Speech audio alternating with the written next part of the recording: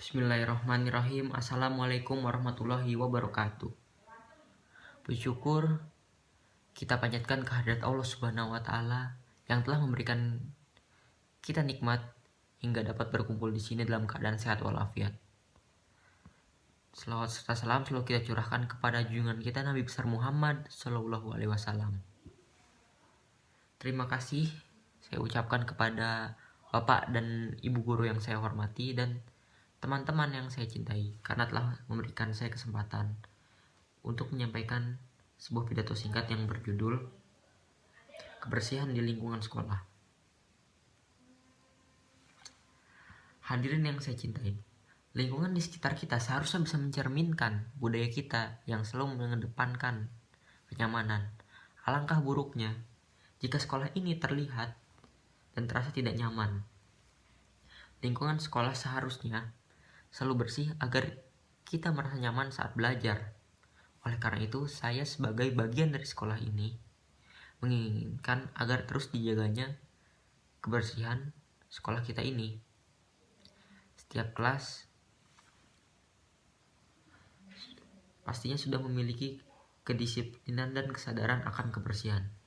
Setiap siswa yang sudah memiliki jadwal piket sudah sepatutnya untuk selalu merapikan kelas sebelum pulang. Dan kita semua pastinya selalu sadar bahwa adanya tempat sampah bukanlah sampah tujuan. Tempat sampah tersedia pasti agar kita selalu membuang sampah pada tempatnya. Dalam agama pun juga diajarkan bahwa kebersihan adalah sebagian dari iman.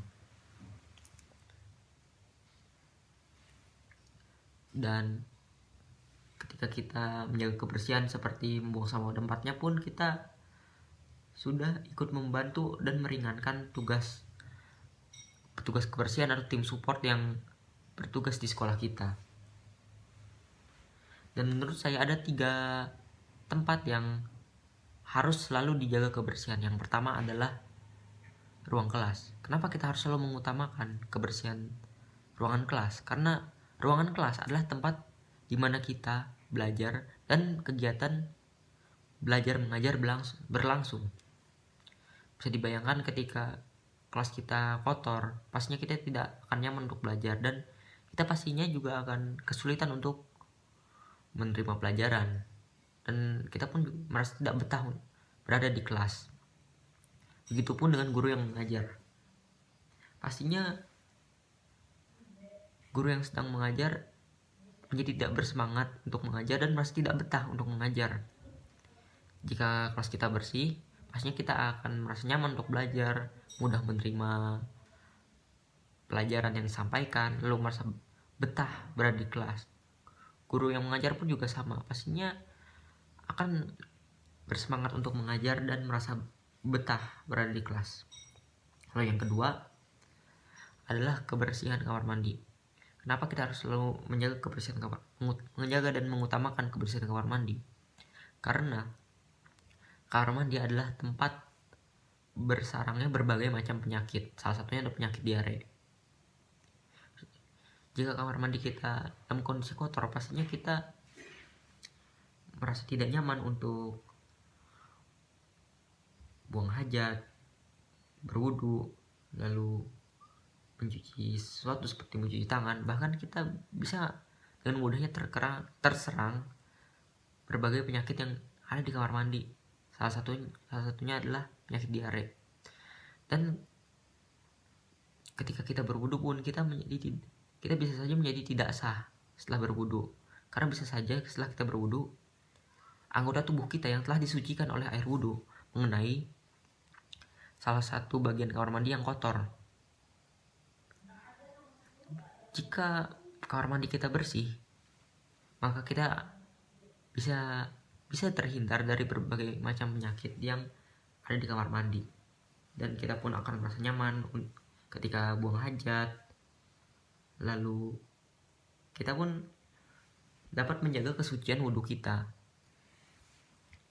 Salah satu cara untuk menjaga kebersihan kamar mandi adalah dengan menyiram bekas-bekas buang hajat kita. Setelah selesai buang hajat, lalu mencuci tangan sebelum keluar kamar mandi. Dan jangan lupa menggunakan alas kaki yang bersih agar tidak mengotori lantai kamar mandi. Lalu yang ketiga adalah tempat masjid, musola ataupun tempat ibadah yang ada di sekolah. Tempat ibadah kan adalah rumah Allah, rumah Tuhan kita. Dalam agama kita pun juga sudah diajarkan seperti yang saya katakan tadi, yaitu kebersihan adalah sebagian dari iman. Yang artinya agama mengajarkan agar kita selalu menjaga kebersihan. Dan jika musola, masjid atau tempat ibadah yang ada di sekolah kita kotor, pastinya kita menjadi tidak khusyuk dan tidak nyaman ketika sholat. Bahkan mungkin sholat kita menjadi tidak sah karena ketika sholat anggota tubuh kita mengenai bagian dari masjid atau musola yang kotor. Jika masjid atau musola kita bersih, pastinya sholat kita akan menjadi lebih khusyuk dan kita pun terhindar dari batalnya sholat. Karena kondisi masjid atau musola kita bersih dan anggota tubuh kita tidak mengenai bagian yang kotor, sholat kita pun menjadi lebih khusyuk, lebih konsentrasi dan lebih nyaman. Akhir kata, saya ucapkan terima kasih kepada semuanya karena telah memberikan saya kesempatan untuk menyampaikan pidato ini. Jika seandainya ada salah kata atau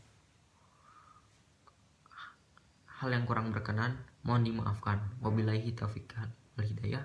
Wassalamualaikum warahmatullahi wabarakatuh.